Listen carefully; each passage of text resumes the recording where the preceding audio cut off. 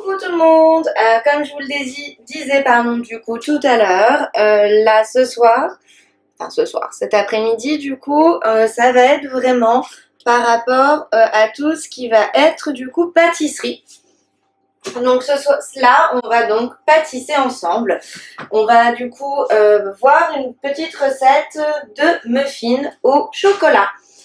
Vous savez très bien que pour moi le chocolat c'est une passion, donc j'avais envie de vous partager une recette saine, une recette toujours aussi facile à faire, aussi bonne pour vous que pour les enfants et du coup idéal pour un 4 heures un petit peu décalé pour moi aujourd'hui. Du coup, donc, n'hésitez pas à me redemander la recette du coup en privé. Moi, j'ai déjà préparé un petit peu tous mes ingrédients et j'ai ma fiche avec moi. Donc, surtout, vous n'hésitez pas au niveau des quantités à me redemander. Là, pour ce faire, il faut du coup mélanger séparément tout ce qui va être produits secs, des produits liquides et des produits du coup humides. Donc, je vais déjà commencer par les produits humides. Il s'agit donc de 2 œufs en premier.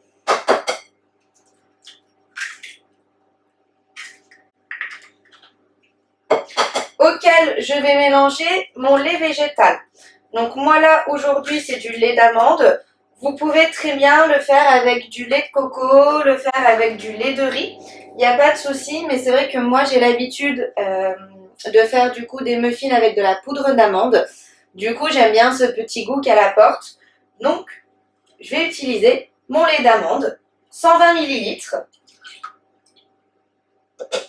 Et pour finir, du coup, avec les produits humides, je rajoute 80 g de compote non sucrée, bien entendu. Ça correspond du coup approximativement à une gourde.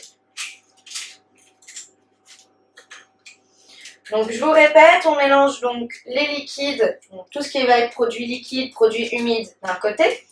Donc, 2 œufs, 120 ml de lait végétal. Donc vous pouvez utiliser du lait de coco, du lait d'amande, du lait de riz, absolument aucun souci.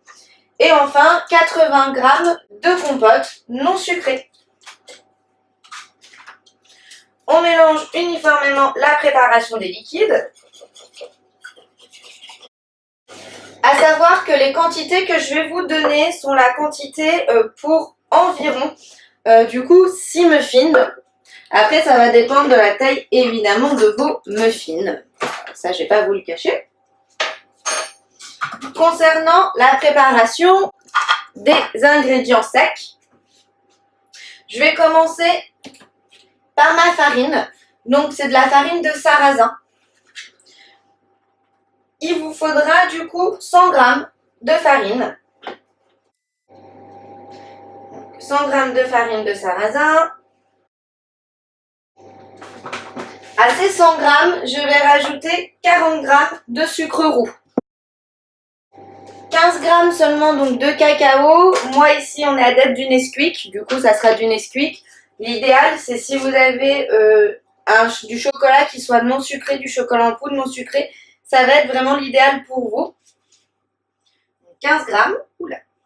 Et enfin, pour finir dans le côté effectivement light, mais tout ce qui va être de plus gourmand, ma fameuse protéine végétale qui m'accompagne, vous l'avez vu dans toutes mes pâtisseries, pour vraiment avoir ce côté chocolaté, ce côté gourmand, mais avoir ce côté sain, ce côté healthy de la protéine. Et surtout, comme c'est une protéine végétale, elle est vraiment plus digeste. Si vous avez un choix à faire entre une protéine animale et végétale, je vous conseille vivement de passer sur du végétal. Donc, pour ce faire, il va seulement me falloir 15 g de protéines. Je finis par une demi-cuillère à café de levure. Faut bien que ça gonfle un petit peu quand même dans le moule. Je récapitule les ingrédients secs. Il vous faudra donc 100 g de farine de sarrasin, 40 g de sucre, 15 g de cacao, de préférence non sucré. Pardon, 15 g de cacao et 30 g du coup de protéines. Donc ma protéine chocolat, bien entendu. Et je finis par une demi-cuillère à café de levure. Je vais mélanger tous mes ingrédients secs ensemble et ensuite je vais rajouter mes ingrédients liquides et humides. Maintenant, j'ajoute donc ma préparation liquide et je vais lancer donc le Thermomix pour vraiment avoir une pâte homogène. Comme d'habitude, toutes les recettes sont possibles à faire sans Thermomix. Là, l'astuce vraiment, ça va être d'avoir une pâte qui va être homogène, une pâte qui va être souple pour pouvoir du coup vraiment avoir une texture onctueuse malgré les protéines. Ma préparation est prête. Je vais donc la mettre dans mon moule. Donc, moule à muffin, tout ce qu'il y a de plus standard. Et direction le four pour 15 à 20 minutes de cuisson. Donc, mon four, en fait, a déjà préchauffé à 200 degrés. Donc, direction maintenant la cuisson, comme je vous disais, pour 15 à 20 minutes. Si vous le faites à l'œil, du coup, quand vos muffins, en fait, sont bien gonflés, ça signifie qu'ils sont cuits et prêts à déguster. Voilà, je vous souhaite du coup une bonne dégustation, un bon visionnage pour ceux qui vont nous rejoindre par la suite. Et je vous dis à très bientôt pour une nouvelle recette et une nouvelle astuce du coup avec mes produits fabuleux.